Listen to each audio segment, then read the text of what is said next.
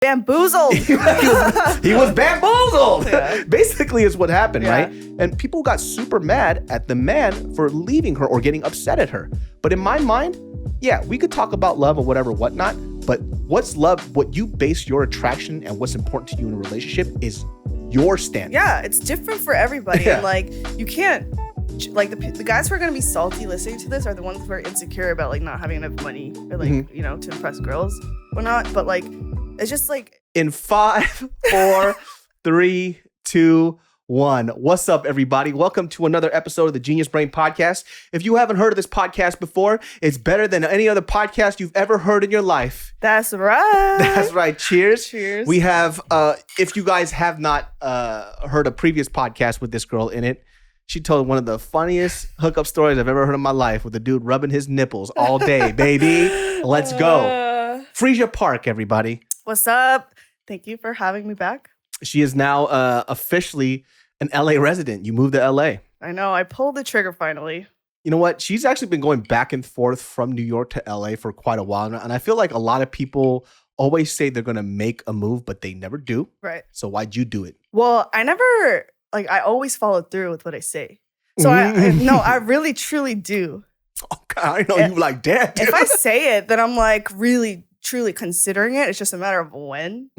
But I think back then, just timing wasn't right because back then I was also like super heavy into the 9-to-5 life. I was working in the beauty industry, and the main hub, if you guys know, like it's in New York City. That's where all the main corporate offices are for the parent companies. So I was like, this is where I need to be. This is where my network is, and if I want to grow in my career. So it just didn't make sense for me to move out here to the West Coast where like I don't have opportunity for growth career-wise. Because at the time, that was my goal. Okay. Now things are a little different. Oh, she a YouTuber now, dude. She's really making fucking YouTube content. She be getting like 100K views on her videos. That's the wildest thing. So if you guys don't know, I met Freesias years ago when she was a college student.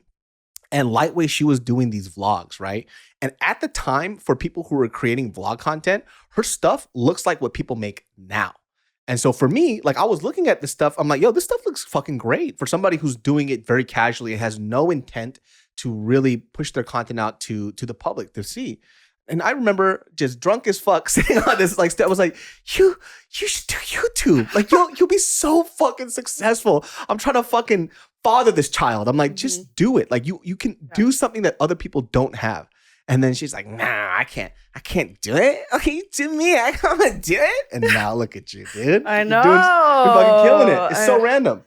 I don't think it's that random. I think it was like a very gradual thing that happened as naturally as possible.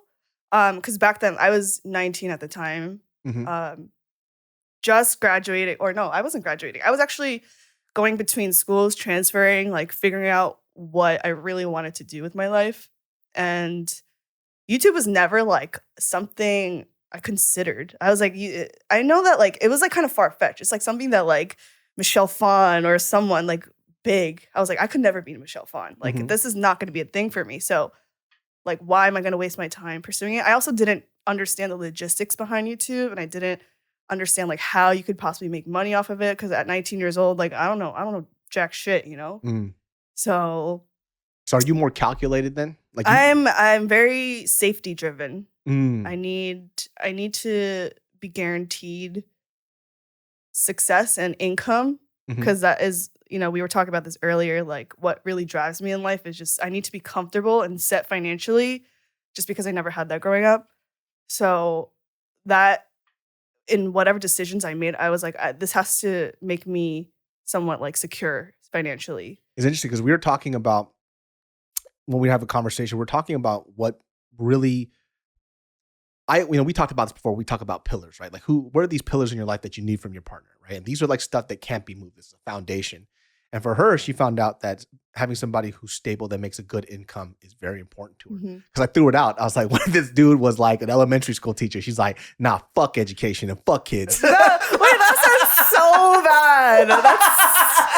That sounds so bad, but it's true. It's kind of, So it's not that I have anything against like teachers and whatnot. It's just I know exactly what I want. I know the lifestyle I want to live. I just know teacher's salary won't get me there. And as I know a lot of guys are going to be like salty listening to this. They're going to be like, yo, like fuck this girl. She's so superficial. But no, like I know what I want. Like I have standards of like the lifestyle I want to live. And it's nowhere, like I don't want to be where I was when I was younger because I was like broke as fuck. Yeah. So like I don't want to be there anymore. And like I don't want to struggle for money. And like I myself want to make a lot of money. It's not like I want a sugar daddy. I want to make a lot of money and I want someone to be there with me equally or more.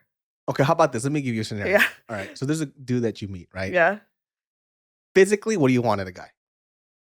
Okay. What does he look like? Describe him. I don't really go for looks. I know. Okay, fine. I know this about you, but we all have a want of what, like for me, I'm not a big looks guy either, right? Like, but I lust after women. Yeah. I would like a girl with a fat ass, nice tits and a thin waist, whatever, whatnot, right? Okay, fine. So for you, let's paint this picture, right? Fine. What's his name? His name is Juan Delgado. Yeah, fine. Juan has a really nice haircut. Got a nice haircut. Got that fade. Yeah, fade. Vince the barber cuts him up every week. He's dressed nicely, but that to me is like very clean, basic, but nicely fitting pieces. Fashion basics on point. What else? What's his body type look like? He goes to the gym. He works out. He's not like ripped and shredded, but he's got some bulk. He got a little muscles to him. He got a little biceps, a little triceptuals. Yes. Right? He got a little chesticles going on. Right? He ain't got those skinny ass legs. He got a couple of calf muscles on him. Okay, this dude, personality, like, what is he like? He's goofy. Goofy, like to laugh. Like silly. Doesn't take himself too seriously. Okay. He's making good money. Okay, now check it out. All this stuff is checked off. But I'm gonna base this off a salary off of Elliot, what it costs to live here, right? Yeah. But he makes $70K a year. He has all the stuff checked off. Is he a yes or no? Well, it depends. It's not that black and white. It's like, then what are you doing to achieve your goals? Are your goals bigger? Because if you're comfortable with 70K, that doesn't work for me. He's comfortable with 70K, but he's out here fucking saving babies out in Asia, Africa, and India. It's a deal breaker, baby. Yeah, because it doesn't align with the lifestyle that I want to live. I mean, that's beautiful and that's amazing that you're saving babies and whatnot, but like it's different from me. You're probably like better off than I am, but that's just different from what I want. I like that. Well, this is the weird thing, right? Because when some people hear this type of stuff, like this is no judgment based. This is not me passing judgment. It's just me getting an idea of what somebody really wants, right? Because you want to put these obstacles in people's places to see what they really like. Everybody's different. So sometimes here's a great example, right? Years ago, there was this photo that was passed around of a man and a woman who got married, right? This woman, in Asian standards, cut up very beautiful. You see this family photo. They have kids. Kids look a little wonky, right? Just physically. And so what he found out, and I'm not sure if this was a true story or not, but you know this photo, right? Yeah. Found out that she had plastic surgery. Right. So they kind of look like her prior to plastic surgery. Husband got mad. They divorced, got fight or whatever, right? And people are like, well, fuck this guy, dude. That's not real love. That's whatever. I actually got a little heat because I actually defended him, right? Yeah. And the reason why I defended him was this. He knew what he wanted in a partner. Right. What was important to him was having a trophy wife. This is what he signed up for. We are not here to judge somebody based on what our definition of what attraction and love and what qualifiers are for somebody else. The point is she lied. And he got something that he didn't sign up for. He was bamboozled. he was bamboozled. Yeah. Basically is what happened, right? And people got super mad at the man for leaving her or getting upset at her. But in my mind, we could talk about love or whatever, whatnot. But what's love? What you base your attraction and what's important to you in a relationship is your standard. Yeah, it's different for everybody. And like, you can't, like the guys who are going to be salty listening to this are the ones who are insecure about like not having enough money or like, you know, to impress girls or not. But like, it's just like that being financially stable to me is just like a must for like a guy, let's say who he wants like a driven female. Like if a guy's like, I want the female to be ambitious and have goals, that's the same shit. Yeah. It's the same shit. I mean, it's hard for people to kind of, because I'm a little different, right? Like I'm okay with being with a partner who doesn't make as much money only because I know that I'll make enough for both of us, right? I think I'm going to be that person, right? But for me, like I have a very different life standard, right? I don't need security like that. I've never needed it, right? I'm somebody who takes chances and takes risks without even calculating shit out. Like that's just who I am as a person. That's how I like to live. I'm very comfortable living like that.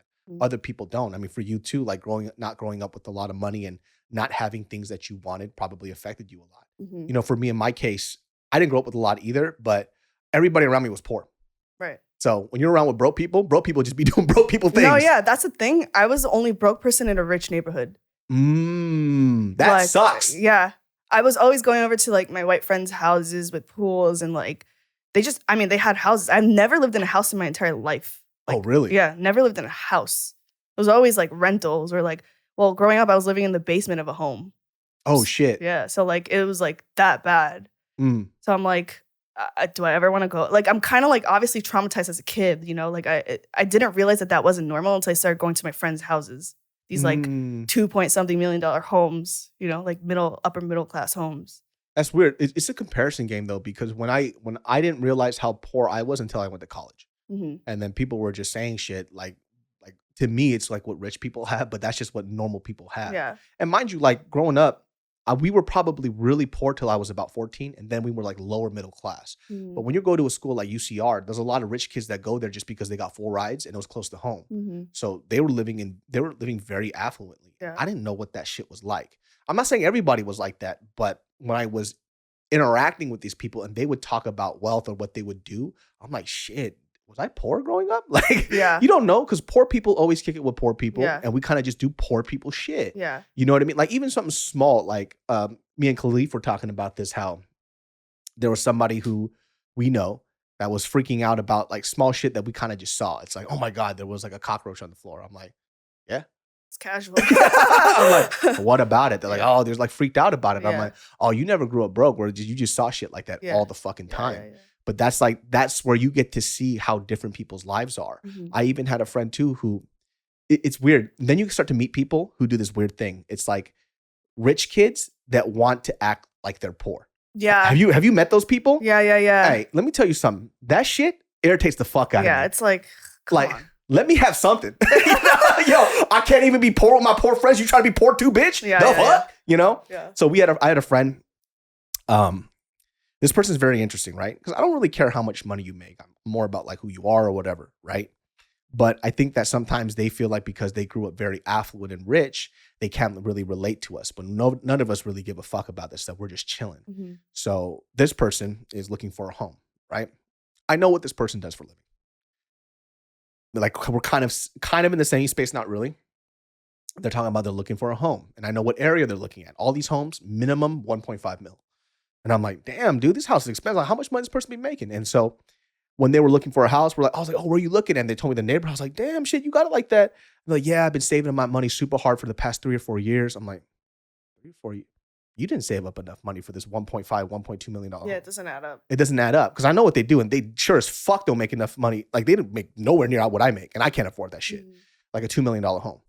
And I'm like, okay, I just kind of let it go. I'm like, all right, whatever, that's fine. And they're really pressing the fact that they saved up, they work hard, like they know the grind. And I'm like, I didn't ask you. I just asked you where you fucking bought your house, like where you buying your house. It got a little weird. So we're talking, and I'm kicking it with one of my other friends. And I'm like, yo, did you hear they got this dope ass house? And I was like congratulating them. And it's like, yo, that's fucking dope. And she told me like she worked super hard for it. Like, yo, I'm super proud of her. They're like, her parents bought her that house. I was like, wait, hold on a second. Why did you lie to me? Like, I never asked. I never said anything. Like, when you told me this whole spiel about you grinding super hard, I was like, what did you just say? She goes, yeah, their parents bought them that. They're like fucking millionaires. Like, they put the down on it and then some. They only had to drop like a few grand. I'm like, why'd you lie to me?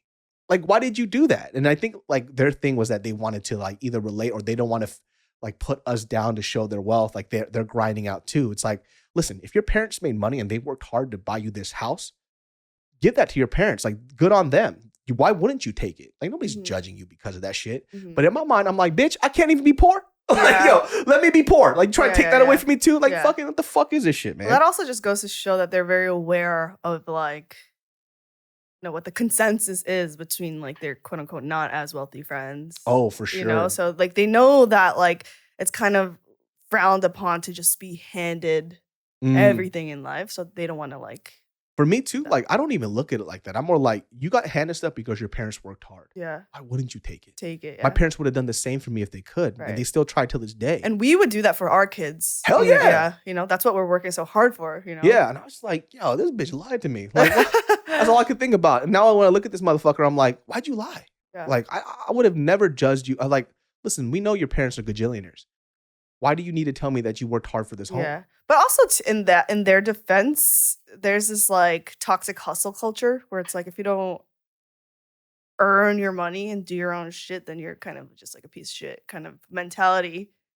Hustle culture is a little weird. Yeah, it's like as if you're sleeping, you're doing something wrong. It's like, yeah. Like, bro, what? Let me sleep. Let me take care of my mental fucking health. God damn. It's funny though, because I think I like tweeted this not too long ago where this podcast is brought to you by WordTune. You guys already know on the Genius Brain Podcast, we only talk about sponsors that I actually use, and WordTune has been something that has been saving my ass, specifically when I'm writing emails. Now, it doesn't just have to be emails. It could be anything that you're writing in general, because sometimes you can't find the right words, or you don't even know if you're writing the right thing in the right way. Well, WordTune is the first AI-powered writing tool that'll save your ass.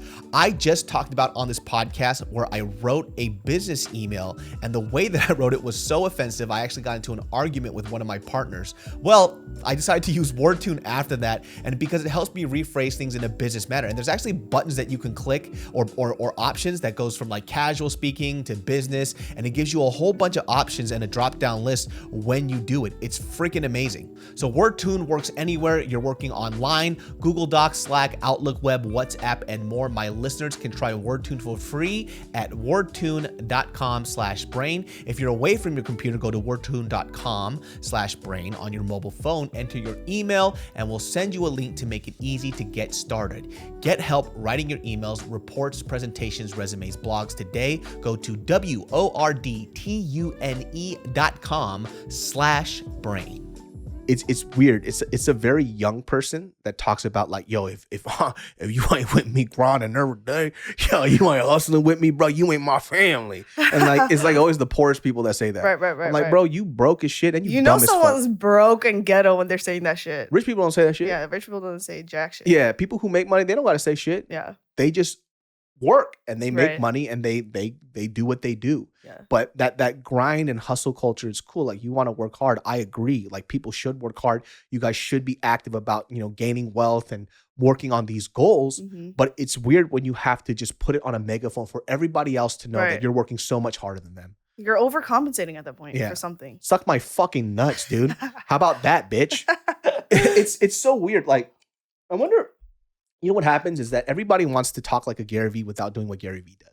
Right? Because Gary Vee can talk about that shit. You know why? Because Gary Vee is like a damn near billionaire. Right. He could talk that shit. He's a multimillionaire or whatever. So when he says that stuff, it makes sense. Mm-hmm. When you have nothing, you've done nothing, and you want to be the guru without doing the work, that's odd for me. I hate that shit, dude. You want a guy like that? You want a guru guy then that makes some Skrilla? I want a guy who makes moves in silence. Oh, really? Oh, he like a fart, dude. Just mad stinky, but it's quiet as fuck. Stinky AF. But you're not dating right now. No, I'm not. I'm honestly like, because right now, YouTube is still very new for me, right? I mean, you know this. So I'm in just like work mode, hustle mode. I still have a full-time job. Like, I'm just nonstop working. And I know that if I know myself, I know that if I get into a relationship, I'm going to start neglecting priorities. Mm. So I'm like, yeah, sometimes I'm lonely. Sometimes I want companionship. Sometimes I want validation. But it's not, I know logically it's not the right thing for me right now. Mm. So like, I don't know. I'm also not like abstaining very intentionally either. I'm open to whatever happens. If it happens and comes organically, fine. Like, I'm not going to be like, no, like a vampire with light. No, like if it comes, it comes. But I'm not really actively doing anything to find it either.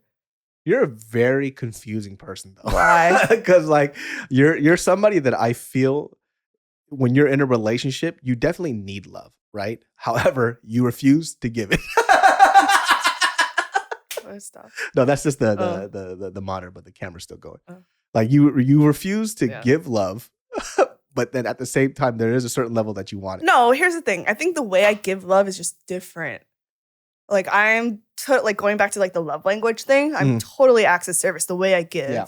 I'm not a verbally affectionate person at all. I didn't grow up with that in my house. Like I never learned that. Physical touch, I didn't see that growing up. My parents never like touched each other. They never slept in the same room even. So like that's not something I'm like familiar with or comfortable with. I mean, don't get me wrong. I'm sounding like I don't touch my significant other at all. I do, but it's not my main form of showing love. The way I show love, I'm 100% an acts of service girl. Like I will think of your needs before you even think of it, and I'll take care of it for you. That's the way I show love. But not, I feel like most guys, they also show in acts of love, but acts of service, but they don't receive necessarily that way. I feel like a lot of guys that I've dealt with at least were like words of affirmation or like physical touch or other things. So a lot of my exes were just, I think, the wrong match for me because like, in my head, I'm like, I'm doing so much. I'm going out of my way to do so much for you on your behalf. And I'm thinking of you before I think of myself.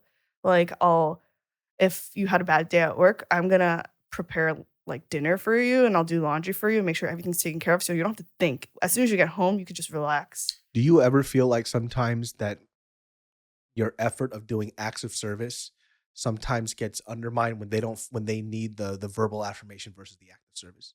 Yeah, because I mean, that's why I resented a lot of, or not even a lot, the most recent ex, this is where it was the most prevalent, the difference in like the way we showed and gave affection. I just built a lot of resentment over time because he wasn't like, that's not his thing. Acts of service, like he could care like less. He couldn't care less. I feel like he was more of like a communication kind of guy. He was definitely someone who just like, I don't know. He saw what I was doing, but it just like, it didn't really matter to him. So I built a lot of resentment because I didn't feel appreciated for doing everything. It's hard though, right? Because, and this is a conflict that I went through a lot because the way that sometimes we want to give love is not the way that somebody wants to receive it. Right. Right. So there's a little bit of this hard because I had to figure out what Mariel liked, right? I'm a type of person that shows love by physical touch. I want to hold your hand. I'll put my hand on your back. I'll snuggle you, whatever. That's how I show love, right? Or I'll do acts of service. She is fucking words of affirmation. And I'm not used to that, right? And I actually had to learn how to give love how they want to receive it versus the way that I want to receive it. That's the hardest part about being in a relationship. Yeah. That's the hardest part. You have to change the way you are. And if like this person is worth it, then like you're going to have to like fix your shit basically. 100%. Yeah. And I think that's the biggest reason why people break up because they're not willing to do that. Yeah. You know, it's fucking difficult. Like telling somebody a good job over bullshit is something I never grew up with. Yeah, same. My dad, we got into a huge fight. I told the story before, but literally I was at wit's ends with my father, right? Because we had a certain point in our relationship where he wanted me to do what he wanted me to do. And he thought that he knew the key to my happiness, right? So did whatever he did all this stuff. I fucking aced all my classes. And this is when I was going to community college after I left the university. And one day I was just like, he never said good job. He never said you're doing great or whatever.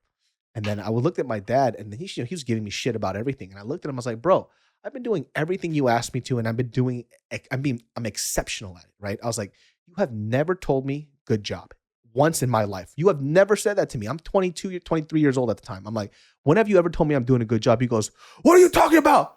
I did yesterday. I was like, what the fuck? No, you didn't. He goes, I did this. He tapped me in my butt. I was like, you fucking... That meant stuff. Yeah, that means good job. I was like, you... One tap for every syllable. You fucking emotionally stunted man, dude. Me. That's Koreans. That's just Korean culture. Yeah. But I've been doing it a lot more. It took a while, though. You have to practice and be willing to practice. Yeah, like she'll do like some basic shit. I'm talking about Mariel will just, I don't know. Let me tell you something. This girl got wrecked one time because, I'm the cooker in the house. I like cooking. I like food. I get super into that shit. So this girl makes an abomination of a burrito. Like I'm talking about, she was learning how to wrap a burrito real nice, and I learned how to wrap a burrito from the homie Caesar from Avenue 26 Tacos, and so I was like learning how to do it. And so she makes this taco with this burrito with like ham, cottage cheese, and raspberry jam, and like spinach inside. And she goes, "This is really good." I didn't know what it was. I bit into it and I spit it out. And then she was like, "You don't like it?" I'm like, "Who would like this? Why would you do this to me?" Yeah. Right? But she was trying to show, but she wanted me to say, "Good job."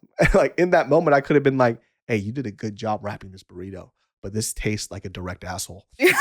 Like, and you fed me this. Do you hate me? Like, why did you do this to me?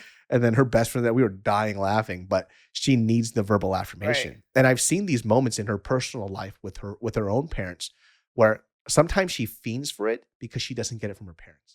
Like her parents have never done this to her. They're very critical about her. They're very Korean. Whatever she does, there's always a fucking comment about it. Right. "Oh, you did that? You could have done it this way. Did you do that? Why didn't you do it this way?" So now when it comes to critiques, she hears her parents. She's like, "Oh, nothing is ever good enough." So now I have to go ahead and give her that verbal affirmation. She folds a piece of paper. I'm like, that's the smoothest crease I ain't never seen on a piece of paper cut. You know what I mean? Dude, I feel like I could never be with a words of affirmation guy. Like it makes me want to like hurl. Okay.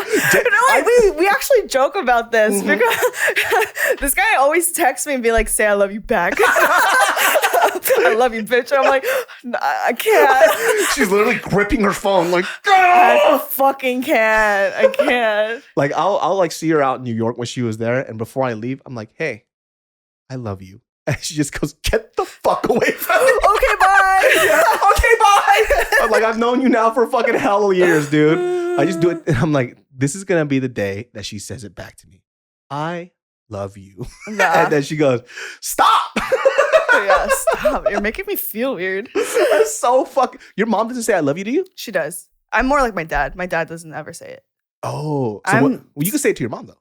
No, I can't. Get the fuck out of here. You're really fucking can't. lying to me right now. I swear to God, I've never said "I love you." It's a running joke now between our phone calls. She'll, at the end of a phone call, she'll be like, "Oh, okay, I love you. Okay, bye." Oh my God. She'll say "I love you" too to herself, and then she'll be like, she'll hang up, and we just both laugh, and then it's so fun. You'll never say "I love you" to your mom? Maybe when I'm older and like get a little bit more emotionally mature and go through some therapy, maybe, but it's that hard for you to say "I love you," huh? It's it's like pulling teeth. I brought it up to my, like, I did BetterHelp like 3 times, but I think the therapist wasn't a good fit for me. But I did bring it up. She didn't really give me really much insight or help me figure out, maybe, like, I already knew where it was coming from. It's like my childhood. So yeah. Like, it's weird. My mom never really said "I love you" a lot until maybe a few years ago. And it kind of threw me off. She goes, "Oh, okay, I love you, Adel." And I'm like, who the fuck is this? You know what I mean? And you never said "I love you" to me. Like, she gave me kisses and hugs. Never said "I love you" though. Out of nowhere, she started saying "I love you." And even now when I say it to her, it literally feels like my teeth are falling out or something. It feels weird. but you do it anyways. I do it because I know that, number one, I think it would hurt her if I didn't say it. And I feel like it makes her happy. I actually started developing a good relationship because I started doing things for people that I cared about the way that they wanted to receive it. And I always think about regrets, right? So it's like, let's say that one day I feel comfortable saying "I love you" to my mom. I feel really comfortable with it, but it's in the last 10 years of her life. I'm like, damn, I wish I would have said "I love you" a little more while she was around. And I don't want to live with that. I think the fear of regret scares me the most. I can't live a regretful life, because if I live with regret, it's going to eat me up forever. That's why there's certain things that people are like, "Oh, you should do this." I'm like, your should do for me, it's not something that I feel like if I did, I would regret. Right? Be like, "Oh, why don't you go out and be the biggest Asian actor?" I don't care about acting enough to do that. So that might be your biggest regret, because you look at opportunities that I have. Yeah. You're like, "Oh, you met with ABC, CBS. You're doing all these auditions. You should pursue it even more." But that's what you want from me. Yeah. I never said I wanted that. Yeah. So who really cares? Yeah. You know, so like I just can't. I feel in that same type of way. I need to feel that conviction to do something, simply also just because I don't want to regret not doing something when I could have. Because what if I don't know, let's say your mom passes away the next day and all she wanted is I love you and you never said it. What's weird is that, like, I know she knows. Yeah. Like, she'll still die.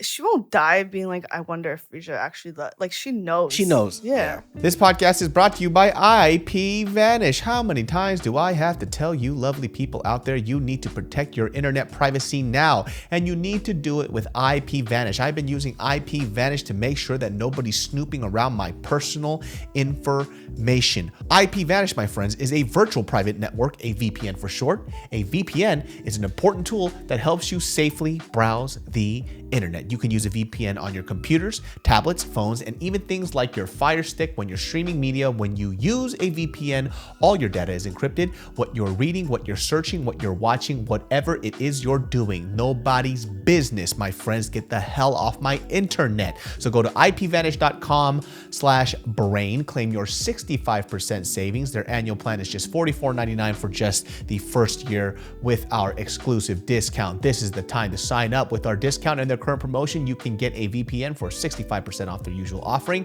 IPVanish is the best of the best, even rated 4.7 out of 5 on Trustpilot, and that's with more than 6,000 reviews. Remember, it's ipvanish.com/brain to get the deal and start protecting yourself online. Is she a words of affirmation person? Such a words of affirmation person. She's so like opposite of me. High energy, like, oh, like she's like my boyfriend's, like my ex-boyfriend. She's like, I can't, you never say I love you. You don't call me enough. You need to text me more. Meanwhile, she texts me like photos of herself every day, like photos of like her food, random videos of like elephants, and I'm like, why the elephants? No, like they're the most random videos on the planet. She spends like 100% of her time on YouTube watching like random shit, and like she sends me like 10 links a day, and I'm like, I'm sorry, but like it's my turn to be the busy working one now. Yeah. Like you spent all your life being the busy working one and like didn't have time. Okay, well it's my turn. It's like I gotta work. Yeah, cut this shit out. Yeah. Dude. I mean, like, me and my mom are still close though. Like, I end up telling her everything, Like, I'm not this type to talk to my parents every single day. Like, I need space. I'm very independent of them. Mm-mm. I mean, wait, how involved was your dad in your life growing up then? He was always there, but not there. Like, the quintessential, like, there, but not emotionally there. Physically there, but absent. Oh, really? What was he doing though? Just working? Just working or like drinking. That's the Korean dad, AF. dude. Yeah. So he was just out. Yeah, it's weird because like you know what's weird about a lot of those parents when I hear about those stories, they kind of have this. They kind of chastise their children about not being around enough when they were very absentee themselves as parents. Right. Which is always odd for me, right? They're like, well, you should do this because I'm your parent. It's like, but bro, where were you, dude? Yeah. They have this idea of loyalty and, kind of they want to receive this X amount of love and appreciation, but even love is very transactional, right? It's like the idea of saying that I'm a good parent. Oh, I'm like, you're a parent just because you gave birth to me. No, you're technically my father or mother figure, but it doesn't mean that you're a parent. Yeah. Like that kind of stuff comes with a certain amount of responsibilities that you fulfilled. Yeah. A lot of Asian parents sometimes forget, they kind of provide here and there, but they also forget about the other part that they need to serve in order to be a complete parent. My dad actually has no expectation of that. Like he is just grateful for whatever I give him in terms of time, resources, like money. Like before coming to LA, I gave him like a fat check too. Like that's my way of showing love because he's still my dad. Like, I want to make sure he's taken care of because he's not like, I feel like I definitely make more money than him right now. And like I'm living a better lifestyle. So like it makes me feel guilty. I'm just like, to relieve my own guilt, I'm just like, here's a big check, whatever. Like, yeah. But even that to him, even though he doesn't like express it in words and he will never, like we get each other at some sort of like strong internal emotional wavelength where I know what he's thinking is like, I don't deserve this, but thank you. Like, I don't deserve it, but thank you. Like that's the vibe I get. Oh, that's really nice. Yeah, but he never like puts pressure on me. Like, I'm still your dad. Like, you got to call me and see me more. Like, he never does that. He lets me just come to him. He doesn't like I'll take what I could get. Yeah. Just be sweet to me. Hold on one second. Oh God, I would hate for this to. Yeah, when my parents are a little different because my mom likes to openly threaten to kill me. any chance that she fucking gets, dude. Yeah. Like I just got a death threat the other day, and it's just like, oh, my mom still has the fucking fire in her. Dude, this woman fucking pissed me off. This lady called me maybe 12 times in the morning. 12 times in the fucking morning, right? When somebody who is 69 years old, 69, 68 years old, calls me 12 times, my dad died. That's what I'm thinking. I'm like, somebody died. They got robbed. Right. There was some Asian hate shit. My mom fucking got socked in the face. Something. I'm freaking the fuck out. Call my mom back. And my dad picks up. I'm like, Dad, what's going on? He goes, you like ruined my business. And I'm like, what? What did I do? What are you talking about? He goes, on one of the podcasts that you did, you talked about one of our longtime customers. And I'm like, what do you mean?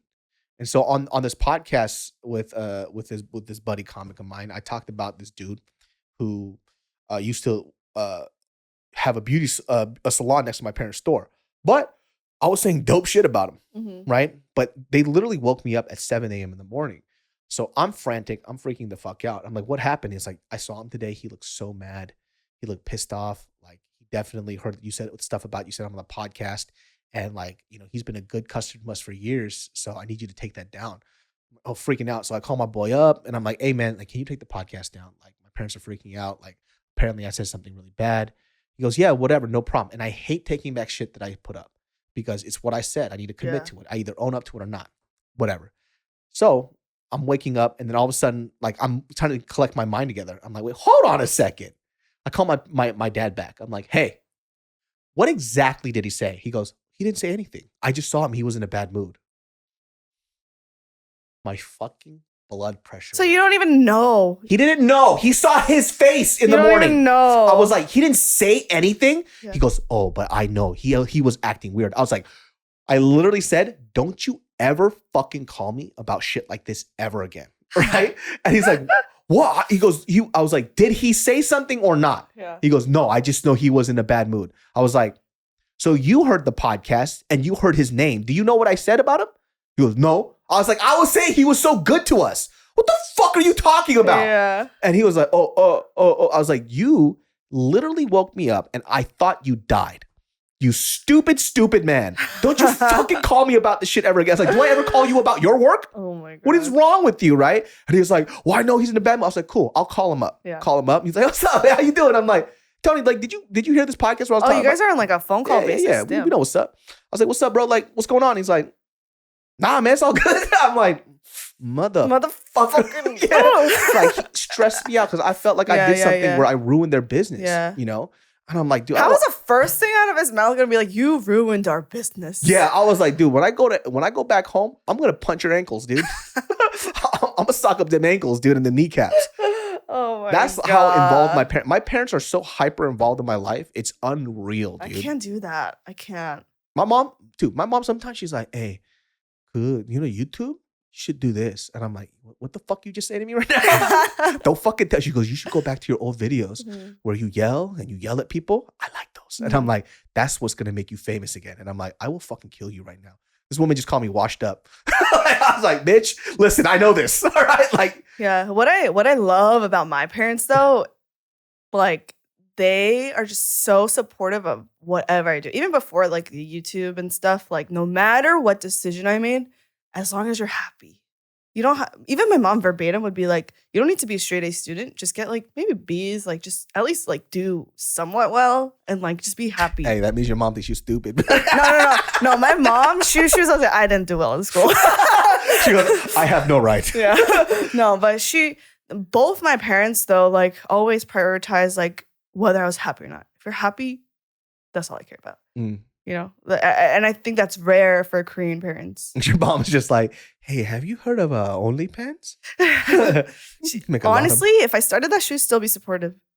She's like ride or die. Hey, so Freesia Park will now be starting an OnlyFans next month. I hear how much people making I'll tell you this. Foot pics. If I had a sweet ass pussy, and I was fine, yo, you best believe I'm putting up OnlyFans immediately, dude. You may not see too much, but I definitely tease that asshole every now and then. Dude. These girls on OnlyFans fucking bank. It's unreal. And they're banking off of just dudes that just genuinely want to see a little puss. That's like insane though. That's the power of women. That's the trade-off for your guys' periods. Like you guys have periods, but you have this insane control over horny men. They will do literally anything just to be noticed by you. Damn. Because I don't know any woman that does that, any like confident, strong woman that'll do that to a guy. Like, I just wish this guy would just notice me. Unless they're like very famous and they have a lot of money. Or some shit like that, right? Yeah, no. Because I don't know like a girl that looks at a dude and be like, oh, confident girl. Insecure girls, yeah, for sure. 100%. Do you know like some girls like that? Who will be like, I just want him to notice me? Yeah. Insecure girls, yeah. Oh, really? Yeah. Maybe I just know some strong bitches. Yeah, I don't know any girls like that. I think you are surrounded by very strong women. Because I don't know any girl like that. I don't think, but you don't have the tolerance for like weak-minded people. Yeah, they also don't like me either. Yeah, because they don't like the truth. Yeah, they don't like me much either. It's like, it's hard for me to kind of, you know what is, my mom's very strong. Yeah. She's very opinionated. She says what she wants. My mom too, yeah. Yeah, she tells me to go kill myself every day. And then she says, I love you at the end. Yeah. You know, like I'm not used to like women who don't, I mean, it's not like they don't know what they want, but I don't like women who are looking for like a knight in shining armor. Like, I like women who kind of know what they want in the sense of like they know who they are. Right. Even if they're lost, they know that they're lost. Right. Right. Yeah. When or even guys that are like this, just people in general. Yeah, same. Like it's people who are self-aware. Yeah. That's why some people, like I was talking to Mariel about this, right? She met some of my not so well-kept friends. They're a little ghetto, right? And she was asking me, like, oh, why do you like those guys? She goes, I don't like those guys. I was like, I like them because I know who they are. 0 to 100, night and day, 24/7. They are these people. I know how they move. I know how they're going to act. And I know that they're fucking loyal. If I was stranded somewhere and I hit them up, it's like, yo, I need you to be here. This guy would be like there in a hot second. Right. And I do the same for him. Yeah. How he behaves in terms of how he speaks, a little sus. You know what I mean? Right. He might use the N-word a little too much. Yeah. He might be a little thuggish here and there. Yeah. But I know he won't. That's superficial though. Yeah. Yeah. At the end of the day, I know who he is and I can see him for face value. Right. And I was like, these are the type of bonds that I make. Yeah. These are confident human beings. They might not be the textbook version of what people consider as, socially intelligent or whatever, but they're good fucking people. Right. They make me laugh. And I know for a fact they'll never stab me in the back. Right. And that's important. When I see people who don't have these qualities where they're unsure about everything, and we talked about this earlier too, and I see this quality in people pleasers. People pleasers are the people that I dislike the most. And the reason why is because you don't know who you are. I'll never know who you are. Right. Same. I can't trust you. Yeah. Who are you going to be today? You're going to be different tomorrow. Yeah. You might say the nicest shit to me now, but when I think that we have a genuine relationship, somebody talks shit about me, you'll be like, yeah, he is like that. Yeah. You won't be like, hey, I know him. He's cool. Yeah. Like you don't have enough like footing to stand your ground as a people pleasing person, you know, like, so there's no loyalty there. You're always just doing whatever people want to hear, whatever people want to do. Like there's no loyalty there. I had to talk to like, she's like a Tongzeng, right? Yeah. And one of her worst habits was that she connects through people by talking shit about other people. And people bond over hate more than they do about commonality of things that they like. This is a human trait. You could read up about this shit. That's just how it is. And I see a lot of that shit in myself too, right? We could talk about something that we hate way more than we can talk about something that we like. That's just how human beings are. Yeah. When she does that, all that stuff catches up though. Yeah. People hear about this shit. And so they're like, oh, well, why don't people like me? It's because you say one thing about one person, somebody will talk shit, and then you'll go ahead and join in on the fun. Then you'll go back the next day, hang out with them. Two-faced. Yeah, it's two-faced shit. I understand where it's like somebody will say something, but you'll just hear them out. You're like, okay, I understand. That sucks that it happened to you. But when you're joining in the fun and beating down on this person that's supposed to be your really close friend, that's different. Yeah. Because not everybody's going to be confrontational. Like I've been in situations where friends have just complaining about people I care about. And I'm just like, hey, I'm sorry that's the experience that you have with me. Yeah.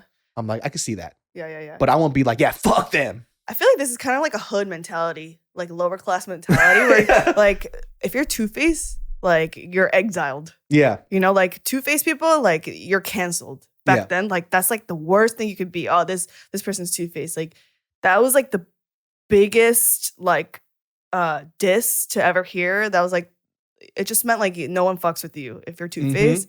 So I feel like that used to be a really big thing for me growing up. When I was younger, I was always like, I'm not two-faced. I'm going to be real. So I was trying to be as real as possible. Like, but, your shoes are whack. Yeah. Your face is whack. Fuck you, bitch. No, essentially, over-exaggerated, yes. But that's essentially how I kind of was. And then I didn't understand that I was being like too brash with a lot of people. Yes. That's something I had to learn the hard way, where like sometimes my girlfriends even didn't even want to like hang out with me anymore or like talk to me or open up to me about certain shit because I was too like brutally honest and like I'm just like, no, like you fucked up, like you did this, like that's not what, no one's asking for my commentary. You know, like they just want to be heard and listened to.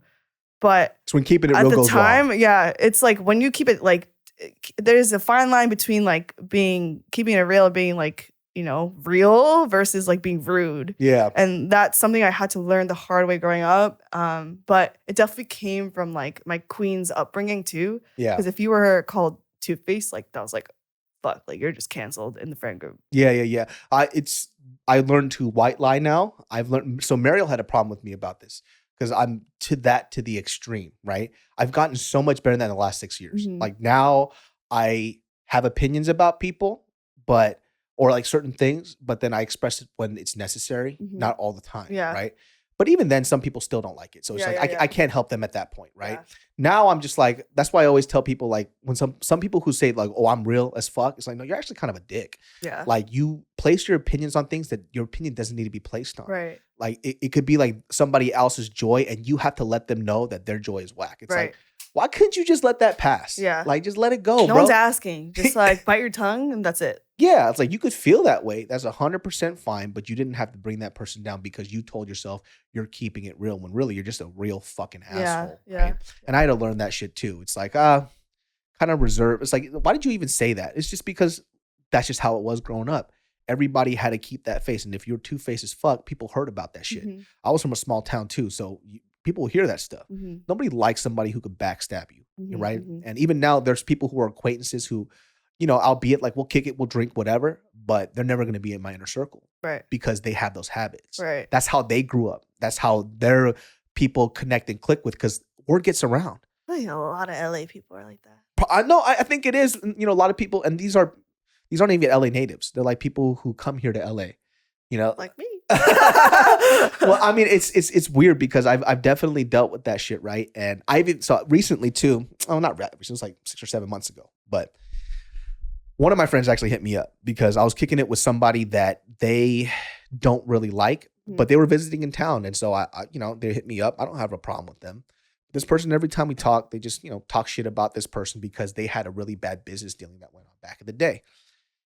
I heard both their stories. They're both fucking dumb as shit. They were both stupid, right? So when he was here, he was like venting to me about this dude. Talking all this shit. And I'm like, hey, that sucks, man. Like, oh, I'm sorry. That's what happened. That's what they did to you, blah, blah, blah. And I've heard the story and he's just like kind of delving into it more in detail. And all I said was, oh, that sucks, man. Hey, it's like, if that's what they did to you, hey, that's fucked up, man. I'm sorry, man. Right. So, Twist it. And he twisted it back. And when they met up, whatever, whatnot, they were in passing at a bar somewhere back at home. And this motherfucker calls me up. He's like, yo, he says that you were talking shit about me too. It was like, he came up to say like, you agree with him. I was like, bro, first of all, number one, don't talk to me like that. Number two, it's like, you could have just asked me. These are people who are just bored. Yeah, they're bored of the fucking mind. Yeah, they're looking for drama. They're looking for something to be mad about. Yeah, all I said to him was, hey, if that's what happened, that fucking sucks. That doesn't mean I agree with him. That equals I don't care. Exactly. It means I don't give a fuck. Think what you want. I do not care. Do not involve me. Exactly. I'm like, hey, that sucks. Oh, that's real bad. That's all I said. Sorry that happened. Yeah, that's how I deal with stuff now, right? Yeah. Or I'll talk about stuff. You just don't have time. Yeah. And then I know how to connect. I'll be like, oh man, like I had something that happened to me. If that happened to me like that, I'd be pissed too. I'm not giving a commentary about what happened to you. I'm talking about the situation and how it sucks. Yeah. But they hear that as, oh, so you agree with me. This person's an asshole. I'm like, nah, I didn't say that. I don't know your situation like that. Nor do I really give a fuck. There's a certain point in your life where your own problems don't bother me because I got my own shit to deal with. Right. Like, that's what people don't understand. Like, especially now you're getting a little older, you could probably really see it now. It's like, yo, I got all this shit I got to deal with. You could talk to me about your problems, but I can't help you. Mm-hmm. You know, I'm only here to listen. That's it. Mm-hmm. You know? Yeah. Because, you know, you see it now. Like, I'm telling you, man, getting older is like a blessing because then you start to not fuck with other people's bullshit. Do you see, well, since you mentioned, like, now that you're getting older, do you see, like, me getting older? Yes. Really? Yeah. Oh, I hate that. But it's you getting older in a better way, though. Yeah. Right? I'm maturing. I'm seeing more. You realize more shit, as Kendall Jenner would say. I realized, in whatever the quote was, she was like, I realized that I realized that I realized, or something like that. No, like I see you getting older in the sense of you kind of managing your own emotions a little better. Mm-hmm. You also know where to spend your time more properly. And then you're also knowing how to like assess how you feel a lot, right? Because before when you were younger, like there was chaos and chaos used to affect you in the worst way possible, I think. I think it like jumbled your thoughts, your opinions, your moves. Now when you're in this chaos, now you think about why do I feel this way? And that's an adult thing to do now. It's not shit's fucking happening. I hate feeling this way. It's shit's happening. Why? I hate feeling this way. Those are two different things. Adding that why into your life helps you evolve if you learn how to deal with it, right? Because remember you said to me, like when I asked you, what is your why? Why do you do these things? By the way, David and he was in New York and we were just like at a bar having drinks and like we just had this intense conversation at one of like the lowest periods of my life post breakup. I didn't know what the hell I was doing. Like I was just lost in the sauce. And then a lot of sauce, by the way. This guy's like, "What is your why? What's your why?" I was like, "I don't know. I don't fucking know what my why is."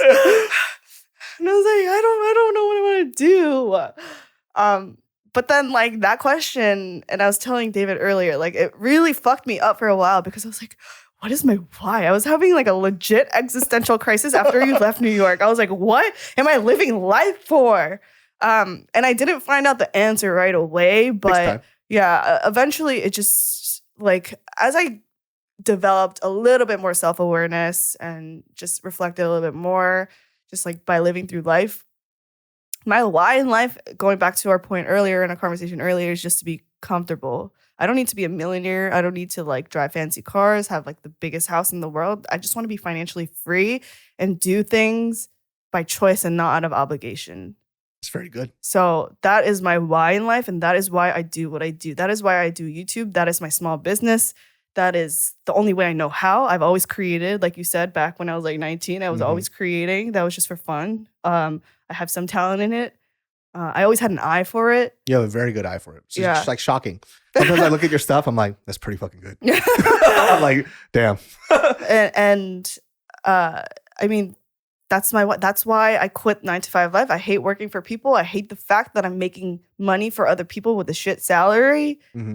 YouTube is like the only feasible way currently that I know how to work for myself. So that is my current goal. I don't want to end at YouTube. I want to like potentially do other things. I don't know what that is, but and that's okay. Yeah, one step at a time. So I'm saying, like I had my buddy Malik on here, and he was talking about goal setting, right? And goals are very important because it allows you. Otherwise, you're aimless. Yeah, you just start doing shit just to do shit. Yeah. You know, I'm kind of at that point now where I'm just doing shit just to do shit.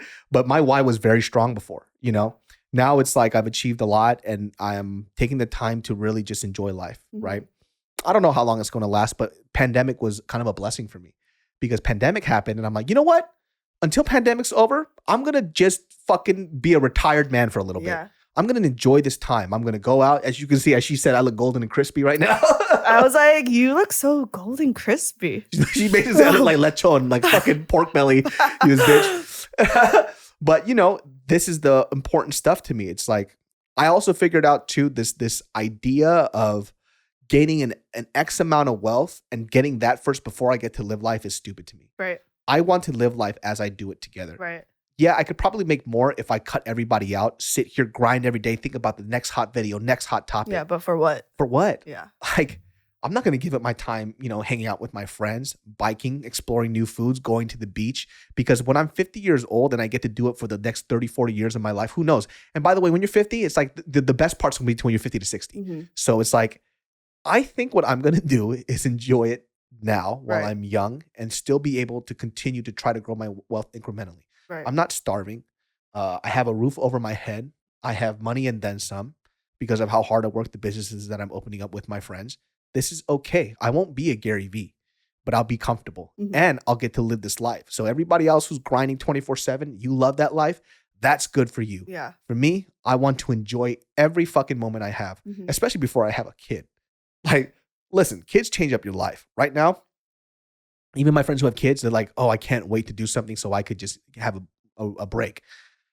I was swinging on a chair swing yesterday for 3 hours. He has this like little disc of a swing in his front yard, which I casually just laid on as soon as I got here. It's nice. But he's like, I would just casually answer emails on my swing. And I'm like, what a great life to have. And let me tell you something. It's fantastic, dude. No, but to be fair, what you did all the years prior led up to this moment that you can do that, And if I didn't have this moment in pandemic where I was like, hey, bro, chill the fuck out. Yeah. I wouldn't have been able to do this. Right. Like, I wouldn't have been able to sit back and kind of like, hey, you know what? I'm going to go for a fucking 30-mile bike ride today because I want to. Yeah. And I was telling you earlier, the pandemic was the best thing that ever happened to me. I know, I'm so sorry for everyone that lost family members or had been through shit through the pandemic because it fucking sucks. Yeah. But on the other side, the flip side, it's the most revolutionary time in my life where I don't think if it weren't for COVID, I would not have moved to LA this soon. You know, I wouldn't have basically 2x my salary. Yeah. I wouldn't have taken matters into my own hands. Because of the pandemic, I had more time to really reflect and think about what I want to do. I had more time to also execute what I wanted to do.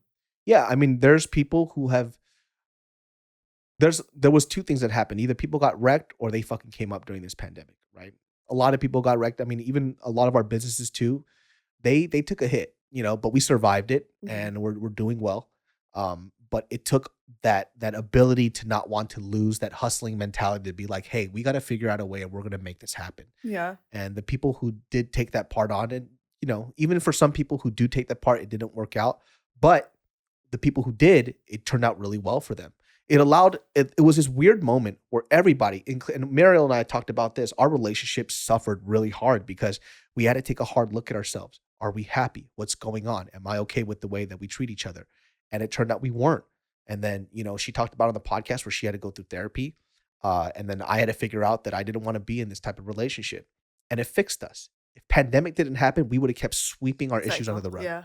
Over and over and over.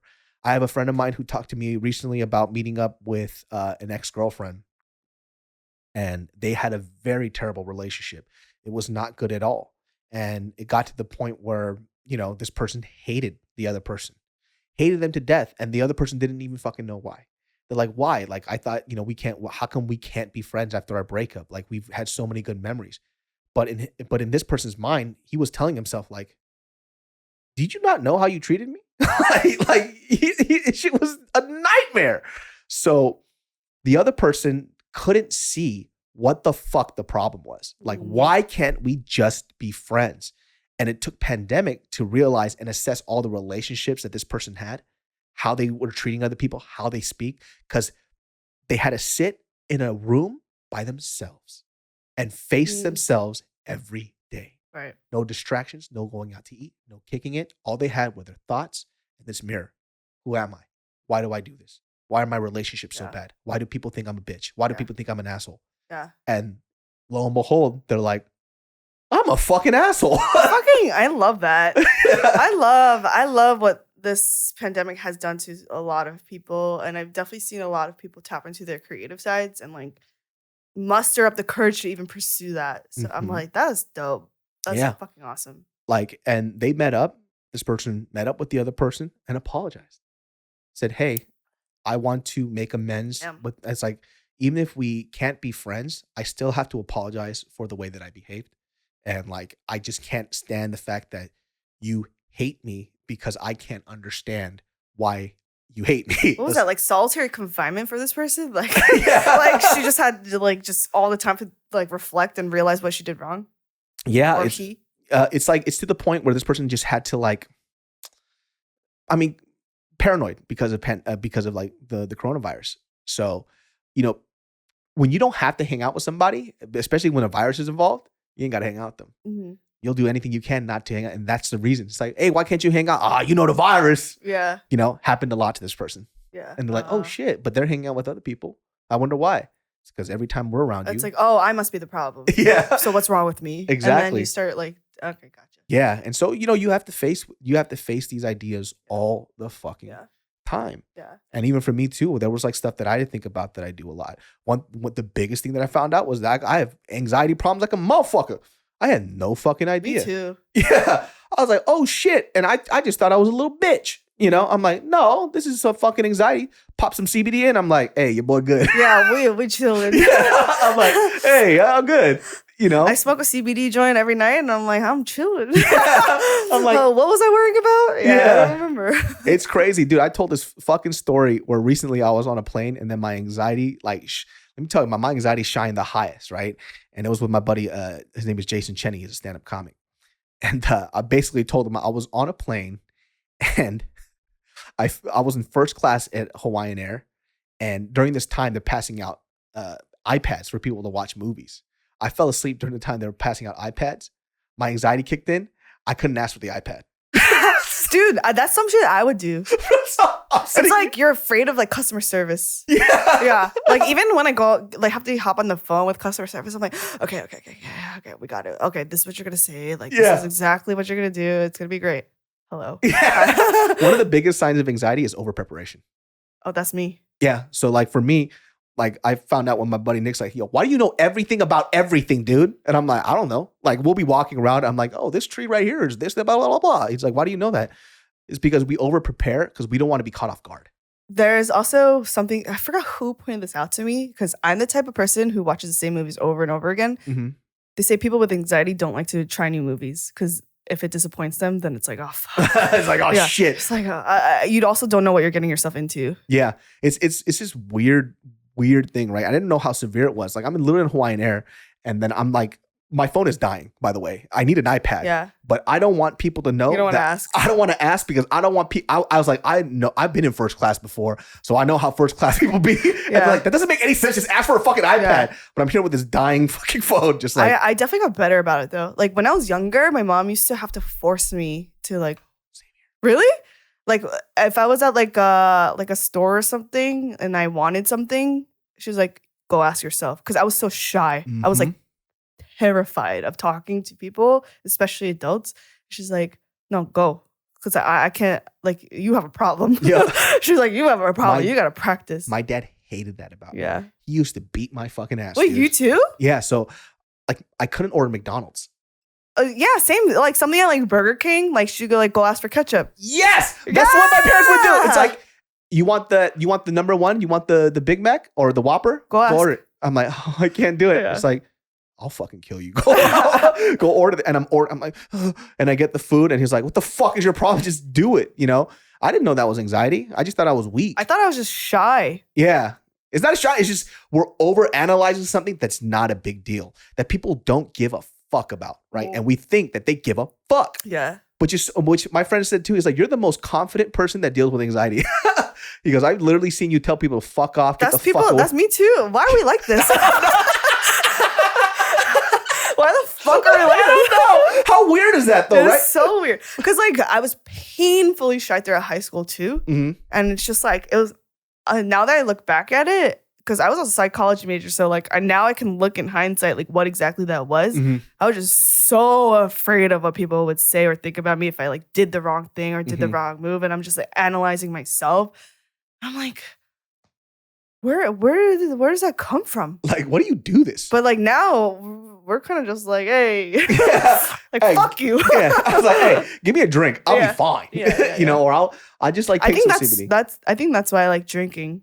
It gets rid of that social anxiety. The anxiety's gone. Yeah. Every time I do a one-on-one, not with you, I'm comfortable because like I've known you for such a long time. But if I do a one-on-one meeting with someone new, I'm always like over preparing in my head. I'm like, oh my God, if it's awkward, like make sure you have these questions to ask. Like it's crazy. Like I still am like that today, but like with alcohol, I'm like, it's fine. Like once I have a few drinks in, I'm cool. But I think that's why I like drinking because it lowers all the barriers. Yeah, it kind of like numbs you out to things, right? You don't overthink as much. Yeah, you don't overthink. You just do. Yeah. Like now too, like it's a part of the things that I realized recently that I do because of my anxiety. It used to be like over preparation. Now I ignore things to the back. So it's like, I don't want to think about it. Yeah. And then I just go and do it. And I'm like, you know what? If I start over prepping, then it's going to be an anxiety induced situation where during the preparation, I'm fucking anxious as shit. Now I'm just like, let's just go do it and see what happens. And I just ignore it until the day of. And I do that a lot where I don't know where things are happening. I'm like, hey, remember you have this thing? I'm like, oh shit, that's right, I do. It's like a defense mechanism. It is, but it's bad because I'm a business person. I shouldn't be doing that. Yeah. That's why I need a fucking assistant. Yeah. It's kind of nuts. I am very, I've never been diagnosed with anxiety, but like I know that I have like high anxiety. Oh, 100%, dude. There's people who deal with it. I now deal with it a lot also because I'm very stubborn. I now force myself in situations where I just don't like the fact that this thing controls my life. I hate it. I hate it so fucking much. And I'm like, you little pussy, you better fucking just ask for the extra mustard, bitch. Yeah. Just do it. Yeah. Do you have mustard? It's like, yo, dog, what's wrong with you, bro?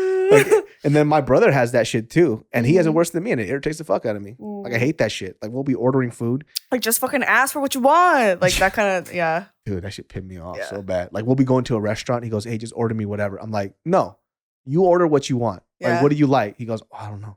I think my roommate, my most recent roommate, John, he saw it firsthand how much anxiety I have. Because like most people who are just friends with me, they don't see that side of me. They don't see my day-to-day. So everyone, when I tell them I have like kind of lightweight, like I have anxiety, they're like, you, huh? You're like so talkative. Like you're so like out there and confident, whatever, blah, blah, blah. I'm like, no, yeah. And then John, after living with me, he'd be like, yeah, you're just like a afraid little like dog. Like, like just like you're like, you need to like overthink everything before you actually do. 100%. Which I'm like, yeah, that's who I am. Yeah. Now I just fake the fucking funk now, dude. I'm just like, I do stuff. And let me tell you something. It's weird because I'm a very confusing person. Like I could tell I could tell somebody to fuck off. I don't give a fuck about what you think, blah, blah, blah, blah. But if it comes to ordering a hamburger, I'm like, oh my word. They forgot the lettuce when I tell them. I was like, okay, if I order this burger, what if I get the one that I don't like? Do I have to order a fucking another one? Oh, then I have to come back here all over again. Yo, I think that way too. Wow. How do we like this? It's so stupid. Just order the fucking burger, dude. I blame my mom. She's probably going to watch this. Yeah, and I sit there, I'm like, hey, how about you go order first? And I'll see if you like it, then I'll see if I'll get it after. And then if I do like it, then maybe I will. Another thing, year after year after year in parent-teacher conference, the biggest feedback that all my teachers had, my mom would tell me, is that Freesia is afraid to have the wrong answer. Oh. Yeah, that's another sign of anxiety. She's afraid of max. Yeah, that's she's afraid to be wrong. That is actually me in school. It was like that too. I hated getting picked on because I was afraid I had the wrong answer. Even when I knew the answer. Yeah. Same. I would never raise my hand even if I knew the answer in case the 0.5% chance that I was wrong. I didn't want to risk it. Let me tell you, sometimes too, there was these moments where I'm like, hey, you know what today? David, you know that answer. You gonna say it. Raise my hand like all weak and shit. I'm like, the answer is George Washington. They're like, nice try, but it's not. And then I go, you fucking idiot. You thought you knew it, you stupid fuck. Yeah. And I'm just sitting there just boiling on the inside like, oh my God. Is that like low-key like narcissism? Like, maybe. Where you care so much about what like people think? Yeah. It's like another form of it. I guess, maybe. It could be, which is weird because like that's also the complicated thing too, because I don't give a fuck about what I look like, dress like, whatever. But then when it comes to having a wrong answer, I'm like, you don't want to look stupid. Yeah, how weird is that? Yeah. Man, I'm all types of fucked up, dude. Yeah, same. hey, do we have like... Yo, we out here. Is there a fucking therapist that can help us out maybe with our issues or something? I'm looking for a therapist. BetterHelp does help though. Maybe this is what I should bring up next time. It's like, hey, how come I'm afraid of being wrong? Yeah. You know? No, yeah. Which is weird. That's such a weird thing. Huh. That was the feedback that every teacher had for me. No, like there was no relationship between my first grade teacher, second grade teacher. It's not like they're talking shit years later, being like, Freesia. Yeah, remember that girl, Freesia? Like she was always afraid of being wrong. That was never the case. It was just always the same observation from every teacher. Yeah. Like, oh shit, that's like a real thing. Dude, recently too, like I don't know why I blanked out, but I was describing the soft serve. I had a soft serve opening, right? And this shit ate me up a little bit. I mean, I got over it really fast, but because I told myself how dumb it is. Like, you made a mistake. So for some reason, when people were asking me what pandan was, pandan is like a tropical vegetable or some shit, right? It's like, you see it like in Filipino food or whatever. And you're like, what if I'm wrong? So when I was explaining it, the flavor soft serve that we had was pandan almond, right? And they were asking me, oh, what's pandan? But for some reason, I heard it as, oh, I was like, what's the flavor of the soft serve? And I was like, oh, it's basically almond. And so I said it in a video. And they're like, pandan isn't an almond. And I'm like, what did I say? I said pandan is almond flavored. And I kept saying it over and over in the video. And I was like, you fucking moron. You know it's not. Why did you say that? Wait, can I tell you something with my job? So for those of you guys that don't know, I do social media for Complex, my full-time job. That sometimes is the most anxiety-ridden position. When you have to be the consumer-facing voice of Complex, this 8.8 million following on Instagram alone, and then you have Facebook and Twitter, you have to be careful what you say. And if you say the wrong shit, like you're just gonna get like fucking like lit up, shit on. So one time I posted like a sunset moody pic as vibey. I was like, yo, this sunset slaps or something like that in the caption.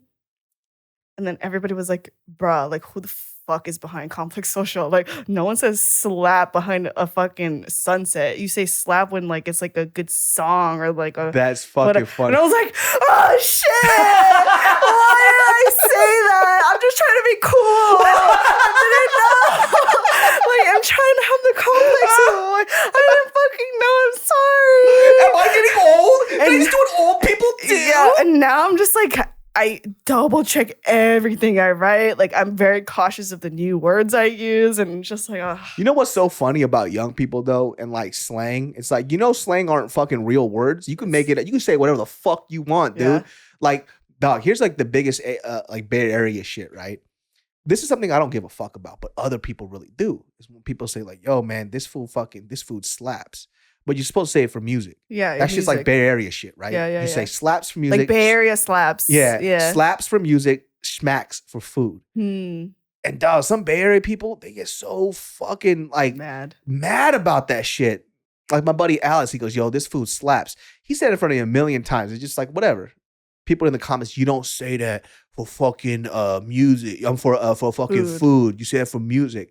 What are you, the king of slang, bitch? Shut the fuck up. I know. Dude. I've definitely heard it like being used in other like contexts, outside all the time. Yeah, it is what it is. You can say whatever the fuck you want. Who cares? I was like, man? fuck, god damn it, I'm so stupid. That's what I felt about the pandan. I was I know pandan is an almond. I thought the person was asking what the flavor of the soft serve was, even though they weren't saying it. But that's how I heard it. So I kept on saying, a lot of people don't know it's almond. Yeah. But they're like, dude, Dave doesn't even know the flavor of soft serve. I was like, I do know what pandan is. Like, I just didn't hear it right. I know. Damn it. And I'm just like sitting there like, oh, these guys, people think I'm an idiot. Why are we like this? I don't know, but we need therapy. Yeah. I need more therapy. I'll talk about this with my therapist. So thank you, BetterHelp, for sponsoring this video. I know. My fucking ass cheeks are sweating, dude. Just thinking about the fucking pandan comment. God damn it. Like you and your slaps. Well, guys, that wraps up this episode of the Genius Brain Podcast.